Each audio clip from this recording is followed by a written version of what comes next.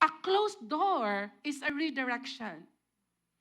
Igsoon, tungod kay anak ka sa Ginoo, ikaw ang pinakapwede na ay tinuod nga victory sa kinabuhi. Kay even a closed door, understand that your understanding today, closed door ni, nasakitan ko, nabati kayo, gi-reject ko, mauni ang failure ni, para ni mo failure to. But, tungod kay anak kag Dios, do not lean on your own understanding. Saligi si Lord, Lord, instead of Lord nganong ako man, Lord sa tanan nganong ako may na-reject, nganong sa tanan ako man eh. Instead of asking that, ask the Lord a bold question. Lord, what's next? As a Christian, the devil wanted to disturb your mind. The devil wanted to trouble you. So when we learn to submit to God, the devil cannot do anything. You will accomplish your God-given destiny. Walay makapugong. Pag ang Ginoo igsoon mag-abrig doors for you, no man can shut. Muna ingon sa Bible. And ingon po ang Word of God that your call is irreversible. Meaning, kung naa kay tawag, naa pa lang ka sa tiyan sa imong mama, and you grow up discovering your call, your purpose in life, it is not revocable. If you're tired with the attacks of the devil, learn to submit to God. Lord, unsa may ipabuhat nimo sa ako diri nga area? Pagbasa nimo sa Bible, ingon ang Bible buhata ni, ayaw ni buhata, Lord, tabangi ko. It's not in our own strength. It is by the grace of God.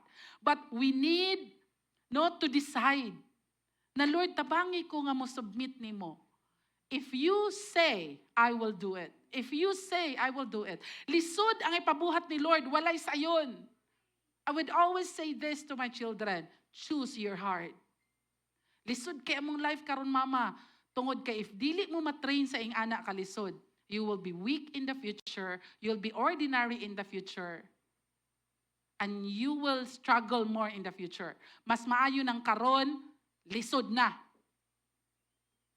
Choose to submit to God. It's hard, but it is the key para dili ka daog-daogon sa yawa. What are your struggles today?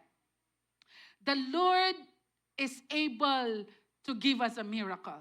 The Lord is able to just open doors for you. Nga dugay na nimo gihulat. The Lord is able to bring healing, miracle healing. He is able.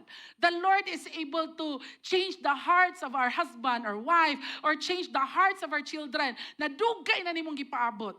Pero ang gikinahanglan na ni Lord is ikaw mo decide ka to submit to Him. When we practice sin and we pray for blessing, igsuon niya gayagaan na ta sa yawa, uy. Kung mamalikas gihapon ka today, igsuon.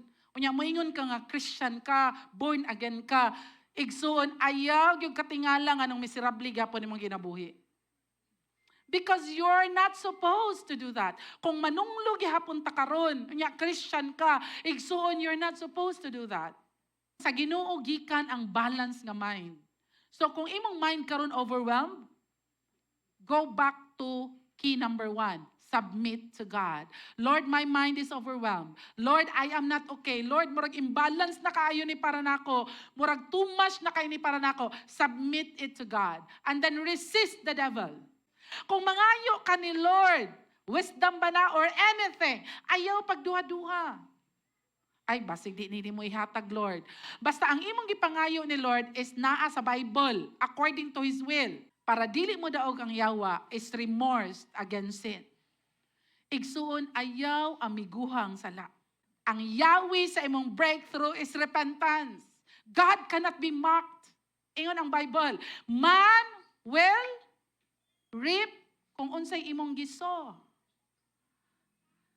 So if you're practicing sin today and matingala ka nga nung gasirko balintong atong ginabuhi, we have to make that decision to remorse, repent, and say, Lord, tabangi ko, biyaan ko ni.